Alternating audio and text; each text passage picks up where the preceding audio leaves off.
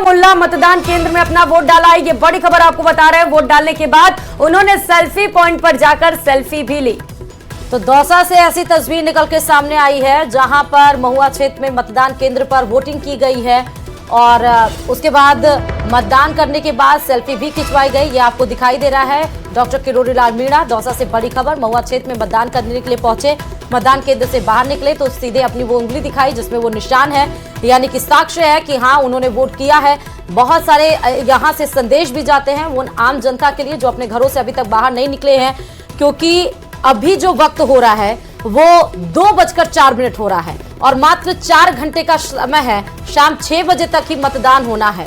साल में 5 साल में एक बार ये अधिकार आपके पास आता है। लोकतंत्र का सबसे बड़ा पर्व है जब आप अपने स्थानीय मुद्दों के हिसाब से, अपने सहूलियत के हिसाब से चुन सकते हैं अपने सांसद को। मैं आमतौर पर चुनाव लड़ता रहता हूं तो कभी मेरे को वोट डालने का भी समय नहीं मिलता। आज वोट डालने आया हूं और मैंने भाजपा को वोट डाला है। इससे पहले मैं 13 मतदान केंद्रों को और देख के आया हूं और 2 मतदान केंद्र ऐसे थे जिन पर पूरे गांव के मतदाता एक साथ वोट डालने गए, जिसको नाम हमने वोट बारात रखा। महिला ने मंगल गीत गाती हुई गई, नर नारी सबने वोट डाला, भाजपा को वोट डाला। तो इससे पहले वोट बारात निकालते हुए किरोड़ी लाल मीणा पोलिंग बूथ तक पहुंचे जहां पर बड़ी संख्या में उनके साथ ग्रामीण भी नजर आए। उन्होंने दावा किया कि बीजेपी ने जो वादा किया है वो वादा पूरा हुआ है और इसी के दम पर जो लोग उनके साथ हैं वो बीजेपी को ही वोट करेंगे। ये देखिए हाथ दिखाते हुए। और ये बहुत दिलचस्प है क्योंकि दौसा में इस बार लड़ाई भी बड़ी दिलचस्प है। दौसा में ही पहली बार रोड शो भी प्रधानमंत्री नरेंद्र मोदी ने किया। 3 बार राजस्थान का दौरा भी किया। दूसरी बार जब दौरा किया गया पीएम मोदी के द्वारा तो दौसा में रोड शो 1.5 किलोमीटर से ज्यादा किया गया और उस गाड़ी को जो रथ की तरह मॉडिफाई किया गया था उसमें एक तरफ जहां बीजेपी के कन्हैया लाल मीणा थे तो दूसरी तरफ उसी रथ पर सवार मुरारी लाल डॉक्टर किरोड़ी लाल मीणा भी मौजूद थे। तो पीएम के दोनों बगल, एक तरफ बीजेपी प्रत्याशी कन्हैया लाल मीणा, दूसरी तरफ डॉक्टर किरोड़ी लाल मीणा। और आज अपने मताधिकार का प्रयोग करने के बाद सेल्फी पॉइंट जो बनाई गई है ताकि तमाम जो मतदाता आए वो अपनी सेल्फी खींचकर अपने व्हाट्सएप स्टेटस पे, अपने इंस्टाग्राम या फिर अपने सोशल मीडिया पे अपलोड कर सके। वो ऐसे ही डॉक्टर किरोड़ी लाल मीणा ने भी किया है। और खबर पर हमारे साथ हमारे संवाददाता वोटिंग पर सीधे जुड़े हुए हैं बाबूलाल, अभी तक वोटिंग कास्ट परसेंट जितना निकल कर आ रहा है क्योंकि बढ़ रहा है वोटिंग कास्ट परसेंट, अभी आप कहां पर मौजूद हैं? पीछे बहुत सारे लोग दिख रहे हैं। आज का जो चुनाव है वो कितना दिलचस्प है? दिलचस्प है, लेकिन जिस तरह से मतदान का प्रतिशत बढ़ना चाहिए था उतना हो नहीं रहा है। दोपहर आते आते वोटर्स जो हैं वो घरों से निकलना कम हो गए हैं। आज इसकी एक बड़ी वजह यह भी बताई जा रही कि शादी ब्याह बहुत सारे हैं, इसलिए लोग अपने रिश्तेदारी में चले गए हैं, जिसकी वजह से मतदान का प्रतिशत जितना होना चाहिए उतना नहीं हो पा रहा है। मेरे साथ बहुत सारे लोग हैं, कुछ बुजुर्ग महिलाएं भी हैं। काकी जी वोट दे रहा है, काई सोच रहे वोट दियो? बढ़िया सोच है, बढ़िया सोच लेने भाई, जो वोट है ना जो जीत जाए। आप लोगों को क्या चाहिए, क्या होना चाहिए इस चुनाव के बाद में? क्या क्या समस्याएं आप लोगों की? एक सबसे बड़ी जो खबर है वो ये है इस यहाँ पर कि बीजेपी और कांग्रेस के जो नेता, कार्यकर्ता, समर्थक सब एक साथ खड़े हैं, किसी को कोई ऐतराज नहीं है। इतना मधुर संबंध कालवाड़ में नजर आ सकता है, बाकी ये बूथों पर तो हमें कहीं दिखा नहीं, बहुत दूरियां दिखती है वैसे समर्थकों में। यहाँ के सरपंच हैं, क्या लगता है त्रिवेंद्र जी आपको ये जो माहौल है, क्या शाम तक पिछला रिकॉर्ड था 65% का 2019 का वोटिंग परसेंट था जयपुर ग्रामीण का, क्या वो टूटेगा या इस बार नीचे भी रह सकता है? देखो अभी थोड़ा गर्मी का तो माहौल है, शादी ब्याहों का भी सीजन चल रहा है, लेकिन जैसे जैसे अभी घरों से लोग कामकाज महिलाएं निकलने लगी है तो निश्चित रूप से मेरा पूर्ण विश्वास है कि ये पिछले रिकॉर्ड तक पहुंच जाएगा, आराम से पहुंच जाएगा, बिल्कुल पहुंच जाएगा। वजह क्या है?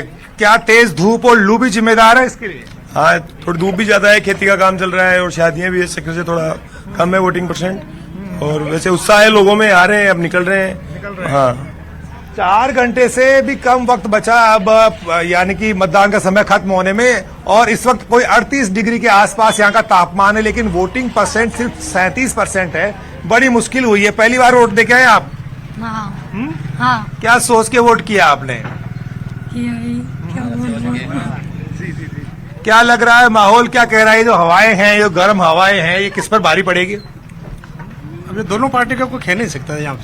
अच्छा, हाँ, क्या मुकाबला बराबरी का है यहाँ? बराबर है यहाँ पे। बराबर है, बराबर। सब साथ साथ है, इसलिए सब हाँ सब साथ साथ है, सब बराबरी का मुकाबला है। है? सब भाई भाई साथ साथ हैं हम। अच्छा, कांग्रेस बीजेपी कुछ नहीं है? हाँ, कुछ नहीं, सब साथ हैं। कांग्रेस का थोड़ा माहौल ज्यादा है यहाँ पे। अच्छा, बीजेपी वाले कमजोर थोड़ी है? नहीं, कमजोर नहीं है, कमजोर नहीं है, कमजोर नहीं है। कमजोर नहीं है बीजेपी वाले कमजोर नहीं है। ये सब दोनों पार्टियों के जो समर्थक है उन्होंने दुपट्टे गले में डाल रखे, अपनी अपनी पार्टी के साथ साथ रह रहे हैं और कोई ऐतराज नहीं, यहाँ पर कोई खेमाबंदी नहीं है, सब एक जगह वोट बैठ करके वोट डलवा रहे हैं। ये बड़ी बड़ी बात है। ग्रामीण क्षेत्रों में नहीं तो खेमाबंदी हो जाती है, बहुत तनावपूर्ण माहौल रहता है, एक एक वोट की लड़ाई रहती है। क्या वोटर आ ही नहीं रहे इसलिए लड़ाई भी खत्म कर दी आप लोगों ने? ऐसा कुछ नहीं है, ये कालवाड़ गांव है, या 36 बिरादरी के लोग रहते हैं। ये लोकतंत्र की सबसे खूबसूरत तस्वीर जो आपको देखने को मिलेगी वो कालवाड़ में मिलेगी, क्योंकि ये भाईचारे से, प्रेम से अपने अपने मत, अपने अपने विचार रख लीजिए। कोई श्री राम का जयकारा कर रहा है और कोई अपनी कांग्रेस पार्टी कर रहा है। हम जो राम के समर्थक हैं, जो बीजेपी विचारधारा से जुड़े हुए हैं, वो बीजेपी का जयकारा कर रहे हैं। कांग्रेस वाले भी हमारे भाई है, वो भी अपनी पार्टी के लिए अपनी मेहनत करेंगे। सभी का स्वागत है। लगता क्या है, माहौल क्या है, मुद्दे क्या है इस बार इस चुनाव में? क्या लगता है आपको? ये विकास होना चाहिए। मैं तो कोई भी पार्टी है, लेकिन गांव का विकास होना जरूरी है। गांव का विकास हाँ।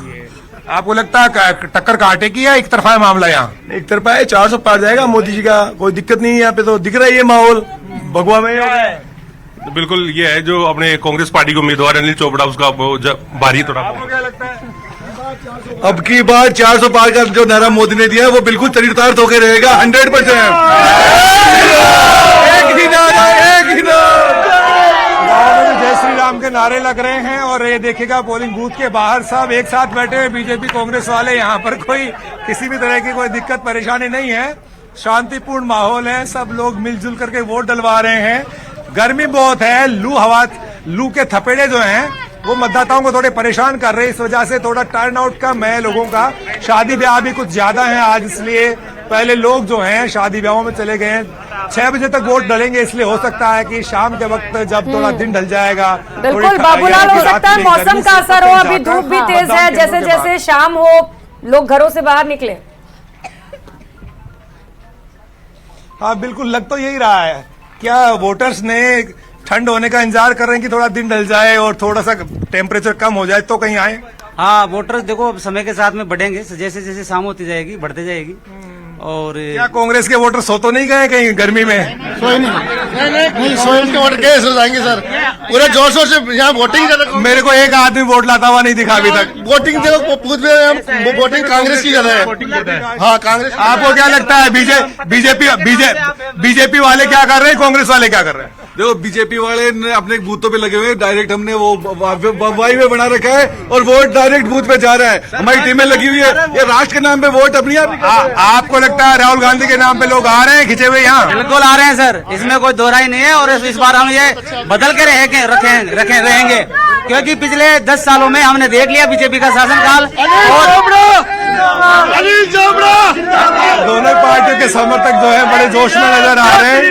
एक तरफ जय श्री राम और दूसरी तरफ कांग्रेस पार्टी के उम्मीदवार के नारे लग रहे हैं। जयपुर ग्रामीण में बताया जाता है कि मुकाबला कांटे का है, लेकिन पिछली बार 2 बार से लगातार जो चुनाव है यहाँ पर राज्यवर्धन राठौड़ ने जीता। इस बार वो राजस्थान सरकार में मंत्री बन चुके हैं और लग ही रहा है कि राव राजेंद्र सिंह और अनिल चोपड़ा के बीच में बहुत नजदीकी मुकाबला होगा जिस तरह से जोश दिखता है। लेकिन अगर मोदी की लहर चली, प्रधानमंत्री की लहर चली तो फिर बीजेपी भारी पड़ेगी। लेकिन और बाबूलाल जयपुर ग्रामीण अगर काम कर गया तो फिर जी। जयपुर ग्रामीण की हम बात कर रहे हैं। अनिल चोपड़ा को युवा चेहरे के तौर पर पहली बार इस्तेमाल किया है, यूज किया है कांग्रेस ने, ये स्ट्रैटेजी चली है। लेकिन वही राव राजेंद्र सिंह की अगर हम बात कर लेते हैं तो 2023 में भले टिकट कटा लेकिन पार्टी के साथ जुड़े रहे। 2019 में पार्टी के साथ लोकसभा का चुनाव लड़ा, लेकिन उसके बाद लालचंद कटारिया से हार गए थे। तो उनकी जमीनी हकीकत अगर देखिए तो ज्यादा है राजनीति से, राजनीति के परिवेश को समझ रहे हैं। उधर अनिल चोपड़ा, आपको क्या लग रहा है, क्योंकि लगातार कवरेज कर रहे हैं, चुनाव के दिन भी आप वहां पर साथ में हैं? जी देखिए, शहरी क्षेत्रों में तो बीजेपी का दबदबा नजर आता है और ग्रामीण क्षेत्रों में टक्कर जो है बराबर की दिखती है। तो माना यही जा रहा है कि राव राजेंद्र सिंह 3 बार के विधायक रहे हैं, 2009 में भी लोकसभा का चुनाव लड़ा था, तो ये जो लोकसभा क्षेत्र है उनके लिए जाना पहचाना है। लेकिन आप अनिल चोपड़ा को भी कमजोर नहीं आंक सकते। अगर जातीय गणित के हिसाब से देखें तो उनका भी पलड़ा ठीक-ठाक दिखता है। लेकिन बीजेपी जो है वो प्रधानमंत्री नरेंद्र मोदी की लहर के दम पर फिर से हुंकार भर रही है और उनको लगता है कि उनका जो उम्मीदवार जो है वो कहीं कमजोर नहीं है। इसलिए दोनों ही पक्ष फिलहाल तो जीत के दावे कर रहे हैं। एक तरफ जय श्री राम नरेंद्र मोदी और एक तरफ कांग्रेस पार्टी के जय